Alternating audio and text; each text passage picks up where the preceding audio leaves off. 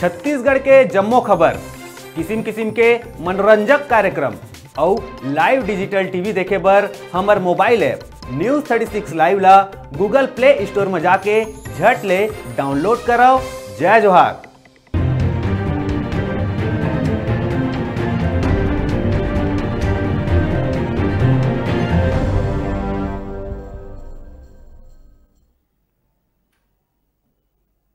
बड़का समाचार के बाद अब बेरा है खबर छत्तीसा के।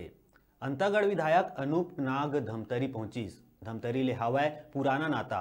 बेटी के शादी के तैयारी बर माता अंगार मोती दाई और बिलाई माता दाई के आशीर्वाद लिहिस।